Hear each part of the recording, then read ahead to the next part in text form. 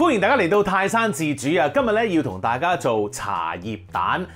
細個嗰陣時咧，我嫲嫲咧差唔多每隔2個星期咧就會做一次茶葉蛋噶啦，因為咧佢又好錫啲孫啦，咁啲孫咧又好中意食呢個茶葉蛋啦，於是乎咧就出現2個禮拜有一次茶葉蛋食啦。咁而每次咧我翻到屋企放學翻到屋企咧，咁就會見到阿嫲成煲蛋喺度，就問我：喂，食唔食茶葉蛋啊？咁樣，咁我好開心，就拍一隻。有陣時咧會好大膽拍多一隻㗎，因為實在太好食啦，我嫲嫲做得。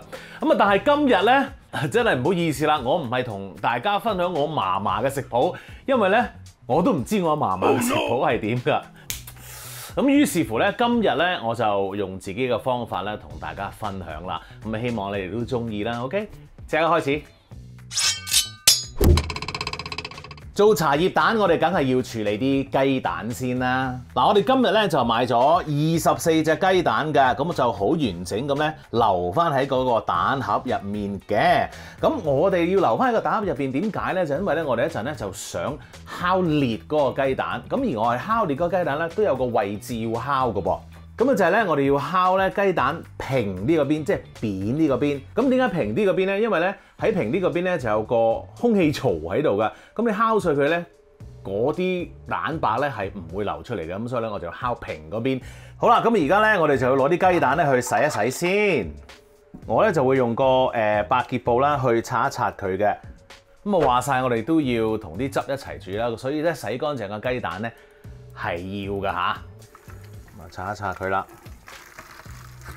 好啦，咁我已經將啲雞蛋咧洗乾淨兼抹乾埋啦。咁啊，而家咧我哋要做嘅嘢咧就係要用一個匙羹去敲呢一個雞蛋咧扁嗰個位置啦。咁我哋咧就放喺個蛋盒入邊咧就會易啲控制啦吓，咁啊唔使逐個咁樣啦吓。咁如果你手勢好嘅話，又唔想咁麻煩嘅咧，你可以自己敲 ，OK， 喺個台度敲嗰隻。好，嚟啦噃，咁就得噶啦。好，咁你有啲雞蛋咧就好穩陣咁樣坐喺度，然後咧我哋就要開始咧調校煮蛋嗰個液體咯噃。好啦，咁我哋咧有一啲香料咧，我哋要烘乾佢噶嘛，包括有呢一個八角啦、桂皮啦、月桂葉啦，同埋咧一啲丁香㗎吓，咁啊放晒落去啦，然後開火。嗱，烘乾啲香料咧，就係令到嗰個香料嘅味道咧，可以更加揮發出嚟㗎。咁啊，呢一個步驟咧，你可以唔做嘅，你做咗咧，嗰個味道就會香啲咁解嘅啫。好啦，我已經聞到嗰啲香味啦噃，咁啊，於是乎咧，我哋就熄個火啦，然後咧，我哋就可以將佢倒喺度攤一攤先。咁啊，攤到完之後咧，我哋就將佢咧放入一個茶包度 ，OK？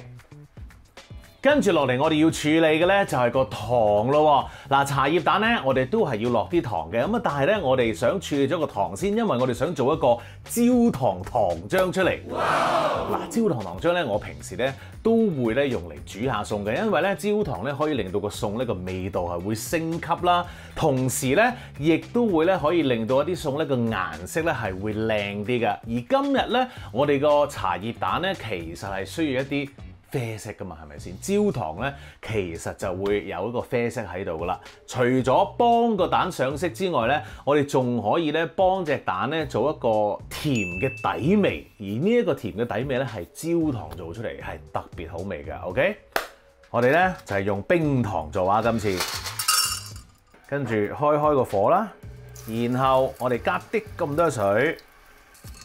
加水嘅原因咧，係因為想幫嗰啲冰糖咧容易啲溶㗎吓。而家咧，我哋就要用中火慢慢煮到佢變深啡色，然後咧，我哋再加多啲水落去㗎吓，需要少少時間嘅。等一等吓。好啦，咁你見到咧嗰啲冰糖咧煮到咧開始咧變呢一個深色啦。嗱，我哋咧煮到呢一度咧個顏色咧再深少少就 OK 㗎啦。咁啊喺呢一度仲要提一提大家咧，就係我哋煮茶葉蛋咧就一定要用呢一個不鏽鋼煲嘅，因為咧我哋一陣落茶葉嘅話，如果你用齋鐵煲嘅話咧，有機會咧令到咧嗰個鐵煲係會生鏽㗎嚇，小心啲啊！好啦，你見到咧，哇已經咧深色咗好多啦，喺度同你講緊嘢嗰陣時候 ，very good 啦呢個顏色。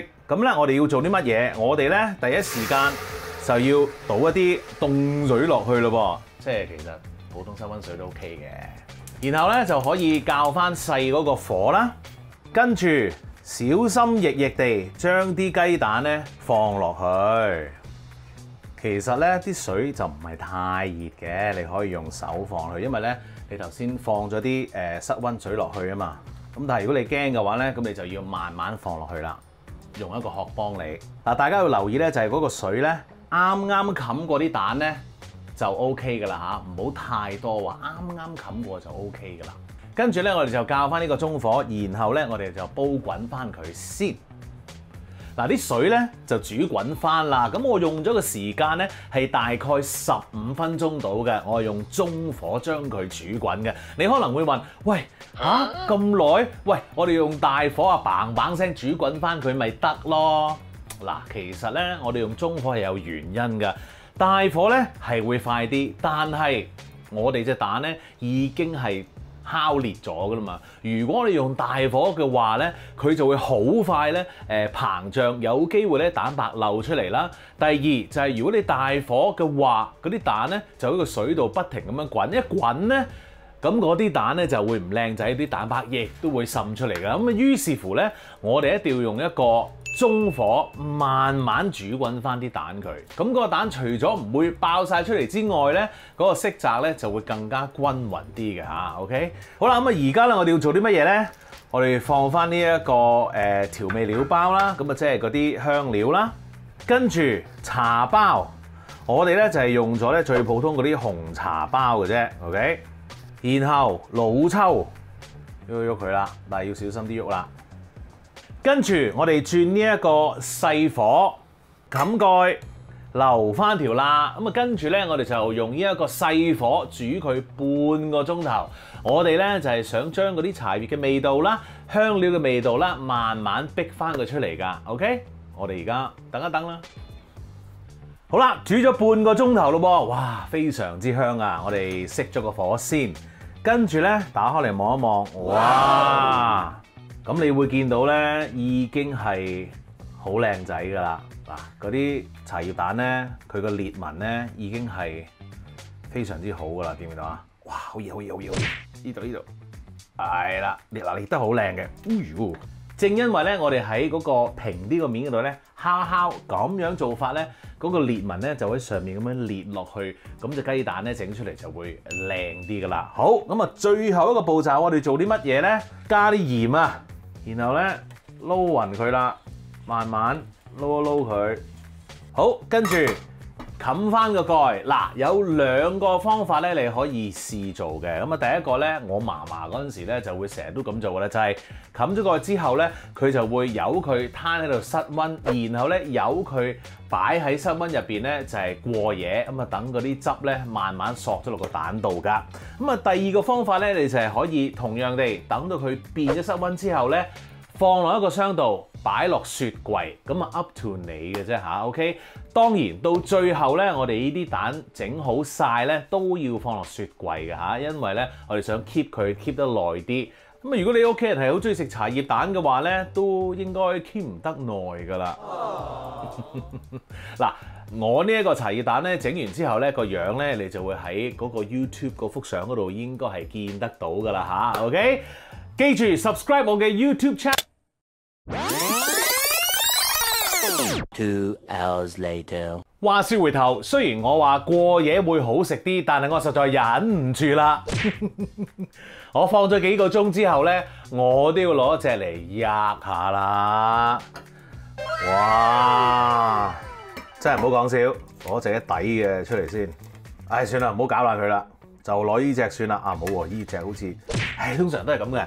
我咧去揀呢啲茶葉蛋嗰陣時咧，都想揀嗰啲咧個殼爆得爛啲咧，希望個汁咧可以入味啲嗰隻嚟食嘅係。好啦，就呢隻啦。好啦，哇，正哦，個裂紋好靚啦，我覺得。顏色咧就白咗啲，真係咧放過夜係會好啲嘅。個裂紋 not bad at all。好，開。正啊！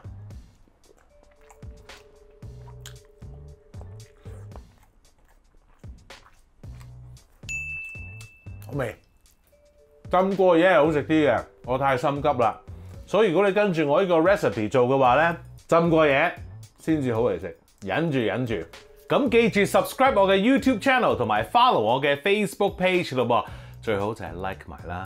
多謝大家，食一隻夠啦今次，拜拜。